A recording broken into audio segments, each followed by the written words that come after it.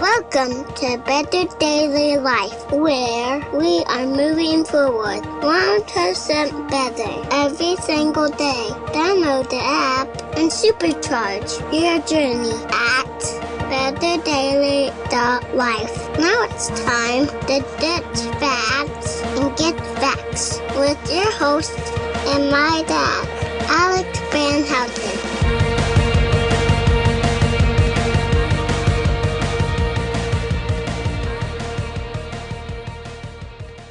What is up, Betterment family? This is Alex Van Houten in Better Daily Live. Happy Thursday. It is Word Thursday, and on Word Thursday, we go through some meditations on a word that I think will inspire you on your 1% better journey. And today's word is child. I'm very excited to share this word with you. Before I get to the word, though, happy 6th day of the Faithful 40 Challenge. You guys are rocking it. The commitment posts have been, what do they say today? Lit? Yeah, they've been lit. I don't even know what that means, honestly. Once upon a time, that meant like something regarding drug use and stuff. But now the kids use it as like on fire, super awesome. The kids these days say interesting things that don't mean what they used to mean. That's all I know. Which is a good reason why Word Thursday exists, I hope, because the goal of Word Thursday is to dig down to the depths of a word and to find some meaning in it, because we throw around words all the time, but we don't always know exactly what we're saying. And I think that if we get really, really specific and impactful, meaningful, attentive toward our language, that it could actually change the world in a positive way. So today's word is the word child, and I'm going to try really hard not to be too soapboxy on this word, because I have a very special heart toward children specifically. But I say special heart, not that I'm special necessarily, but that the heart that I have for kids is something unique to me anyway. And so we'll dive into this word, but a little fleshing out of that. So recently I was at a birthday party with my family, and it was a birthday party for a young girl. She's turning 2, and they go to our church, and my wife was a part of helping this little girl feel comfortable at church, because she would get there and her mom would drop her off, and she had a lot of separation anxiety, and so she'd scream and cry and carry on and stuff, and she wasn't real happy about mom leaving her. And so my wife would hold her until she stopped screaming and crying, which sometimes took 2 minutes and sometimes took 20 minutes, but however long it took, eventually she'd be done screaming and crying. And you know, I try to interact with little kids like that. I'm like, hi, how are you? Are you okay? And she did not like me. She didn't want anything to do with me. She's like, help me. So my wife would hold her and she'd be like, I got this, don't worry about it. So anyway, fast forward over a year, and now she's toddling around and talking, and it's really cute and stuff. And so her family invited us to join for a birthday party. And at functions like this, oftentimes the adults get together and, they're talking about adult things. And if you ever join me at a function like this, I want you to know something. I want you to know that if I'm not talking to you, it's because I'm playing with the kids.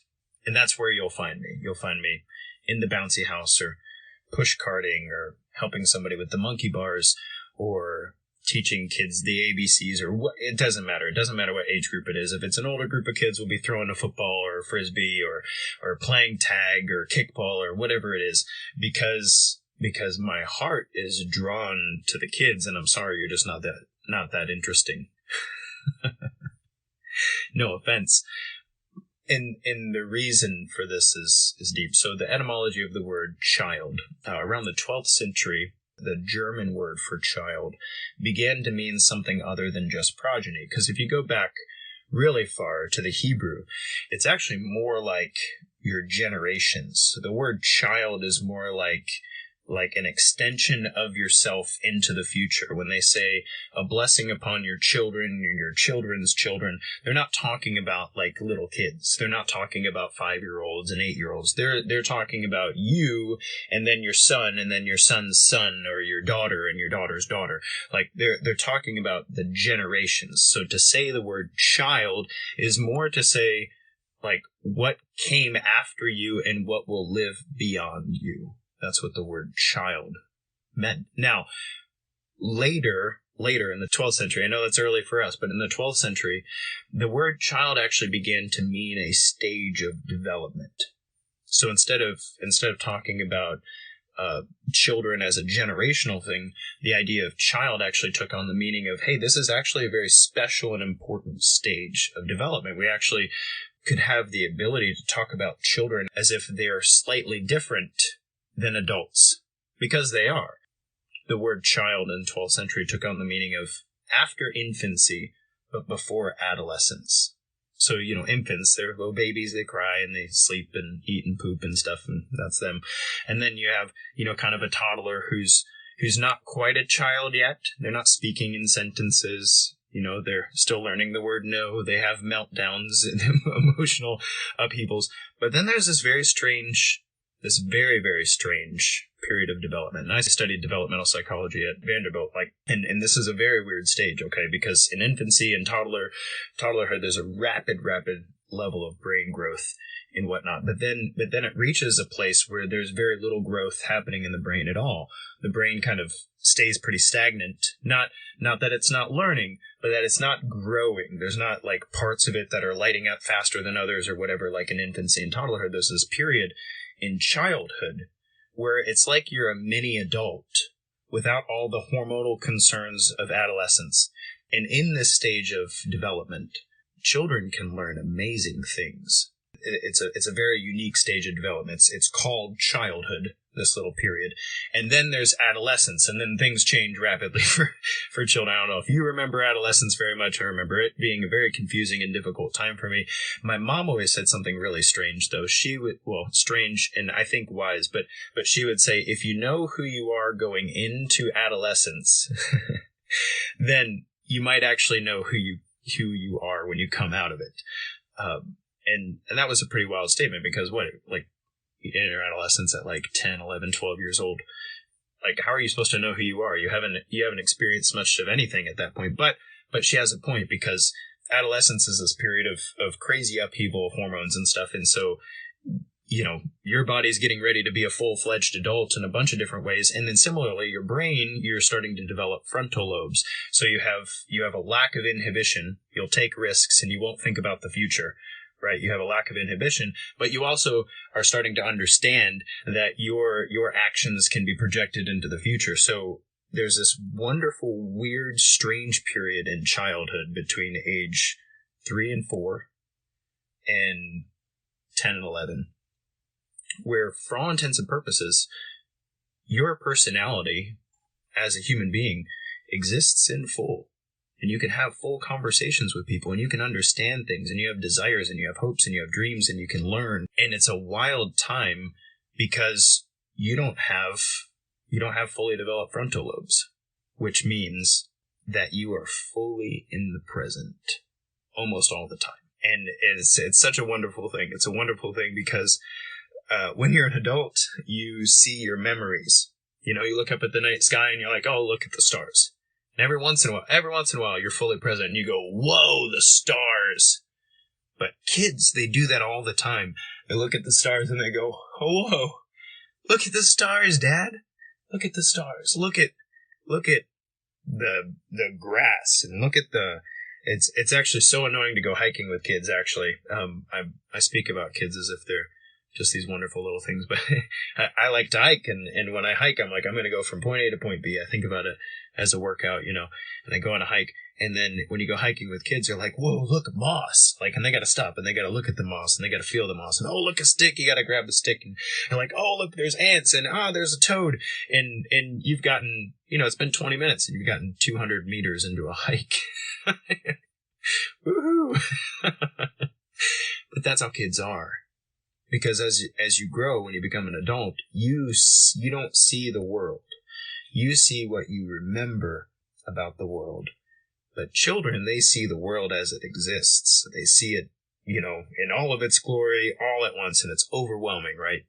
And what's cool as an adult is when you interact with children, if you can be fully present, they can help you see the world brand new all over again. And it's really cool because we have to have the worries and wisdom of being an adult. But children, they're like, whoa, that's blue. That's the bluest blue I've ever seen. Wow, that's the stars, and those are the starriest stars I've ever seen. And wow, that's a fish, and it's the slimiest fish I've ever seen. And everything's new and good and bright for them. And the reason I'm talking about children is because the biblical story, from start to finish, has a lot to say about how we interact with kids. There's this thing that happens in adulthood where we, like I said, we see memories. We don't see the world. We see what we remember about the world, and it takes a lot of time, effort, and energy to look and see what's actually there. To not get all caught up in what you think you remember about the world, but to be in the moment, to see what's actually there. And one of the things that happens when you're an adult is you stop seeing kids. You stop paying attention. You stop like, oh, kids are kids and they exist and they run around and play and frolic and do what they're going to do. And fine, they're kids. But in the 12th century, something changed, and we realized that the word child didn't just mean the things that are around that'll live after us. It means that there's a very, very special developmental stage where we can actually teach. We can actually teach our children. And the Bible actually says that in Deuteronomy 6:7. One of the commands that Moses gives to the Israelites is teach your children all of the wonderful things that God has done, because they weren't there. How are they supposed to know if you don't teach them? How are they supposed to know about Moses parting the Red Sea? How are they supposed to know about the plagues that plagued Egypt and coming out of slavery? How are they supposed to know about toiling in the desert and being hungry but being provided for? Anyway, how are they supposed to know when they did all the terrible things and broke all the laws of God that serpents jumped into the camp, and, well, you don't want serpents in your camp, so you probably shouldn't break those laws. I know this is really biblical language, but that's a command. It's a command to say, look, if you want your children to make the most of their opportunity, if you want your children to understand with gratitude why they are where they are and why they have what they have, it's on you to teach them. It's on you to teach them, and not just teach them, but show them. And so when I'm at a kid's party with a bunch of parents around and stuff, I'm pushing the kids in a cart and I'm laughing and I'm having a good time and I'm throwing a frisbee back and forth with them and I'm present with them. And the reason is because they're not going to be this little for long, and it doesn't take a lot of time or energy or any of those things. Well, okay, it takes energy. It takes a lot of energy, by the way. They're not going to be this little for long, and I'm broken up about it because it hurts. It hurts to see how numb people are to kids. They're out there playing and doing their little bike thing or throwing their ball or seeing something wonderful, and, well, the adults are just standing around eating their ice cream, chatting about the Razorbacks or whatever they're chatting about. And I want to grab them by the shoulders and say, don't miss this, man. Don't miss it. Don't miss jumping around on the... Scott says, now I'm crying. Sorry, dude. Don't miss jumping around. Don't miss dancing and being a fool. Don't miss pushing the cart. Don't miss reading the book. Don't miss the light in their eyes. Don't miss it. They're only going to be this big for so long. And it's not just your kids, it's not just my kids. It's kids, period. It's kids, period. Don't you be one of those numb old people. Don't do it. Don't do it. Don't stop teaching them. How are they supposed to know if we don't step in? If we don't play? And I know it's hard, okay? Don't get me wrong. I know that at the end of a work day, or with all the worries of adulthood and all the wisdom and all the memories and all those things, I know it's hard. I know it's hard to step into that. Like, don't get me wrong, my back hurts on a regular basis. And that's one of the reasons I train, to keep myself in a good place so that I can be there. But don't miss it, man. Every chance you get, every chance that you can take a moment to pour into this next generation, please do. Whether it's your kids, the kids that are frequenting your church, the kids that you come across in a grocery store, take a moment, get down on their level and talk to them. They need the smiles. They need adults to talk to them. They need adults to surprise them. I'll tell you a funny story now that I'm all emotional and stuff, and thank you guys for listening. I know not everybody's as passionate about kids as I am, but I hope to share some of that passion with you and some of that excitement and emotion because somebody's gotta. I was playing tag recently with a 9-year-old and an 11-year-old, and I like tag. Tag's a fun game. I don't care how old you are. Tag's a blast. And I'm in pretty good shape, so we were playing tag, and they thought they were going to catch me, and they did not catch me. And it's cool, like, when you're playing with a group of kids like that, when a dad gets involved and he's really playing, all of the kids join. It doesn't matter where you are. It could be a park, it could be a church, it could be in the backyard or the front yard or whatever. When a grown-up joins the game and is actually playing, it's like a magnet and everybody wants to play. And so I'm playing tag with these kids and everybody wants to play. And I'm not going to let them catch me, man. Like, if they catch me, they're going to catch me fair and square. And Scott says, yes, that's so true. When I get involved, all the kids want to. So I'm playing tag, and now they're all trying to catch me. You know, I've dodged trees and stuff. So I climb up into the back of this pickup truck that's right next to another pickup truck. And this kid, he's 11, he jumps in there and he thinks he's got me. He runs up to tag me, and I jump from the truck over the side of the truck to the truck beside it. There's like a 6-foot gap in between us. And and that awe that kids can have when they're like, whoa, look at this guy. He had it for a second. He was like, he just stopped in his tracks. I turned around and looked at him, and he had never in his life seen an adult do that. He never in his life saw somebody jump from truck to truck, and like, he thought he had me and now he didn't have me. And so now, you know, the game of tag had to begin anew, but he had a solid 10-second pause where, like, I don't, what I can't, can I follow? Can I jump that? And I share that with you because whether it's jumping from truck to truck, playing tag, frisbee, whatever, you have that. You have the gift as an adult. You have the gift of sharing that with the next generation, of sharing it with the children. The last verse in the Old Testament, Malachi 4:6, chapter 4, verse 6, says something really interesting. Okay, so the Old Testament goes through all the prophets, right? And then there's this period before the gospel where Jesus shows up.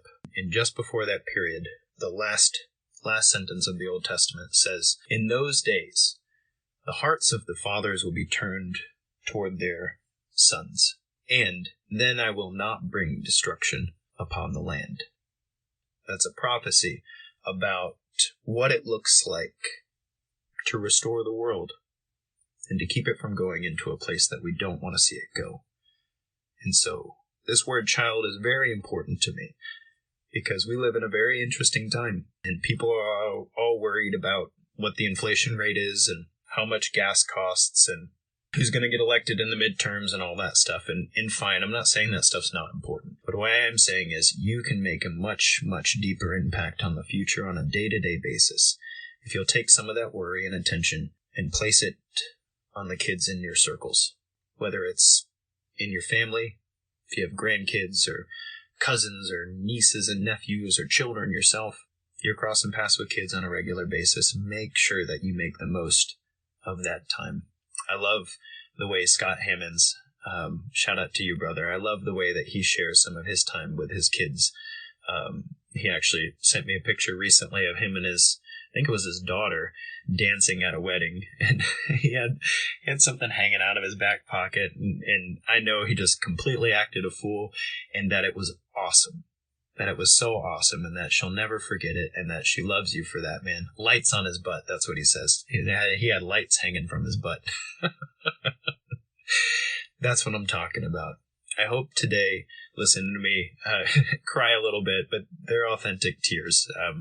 I have a really hard time talking about kids without getting broken up. It's a stage of life thing, and it is a deep passion. I hope that you will take the time, the energy, and remember this conversation. I hope you'll take the time and the energy to stop down, even if it's for a few moments, and turn your heart and your attention toward those kids They're not going to be little long. They're going to be adolescents before you know it. They're going to be worried about boys and girls and whatever else. And they'll be trying to make friends and not get ostracized and find their vocation and all that stuff. But man, those kids. Let's do right by the children. Guys, this has been Alex Van Houten in Better Daily Live. Thank you all so much for joining me for Word Thursday. Keep up the good work in the Faithful 40 Challenge. And until next time, it's just 1%. You get this.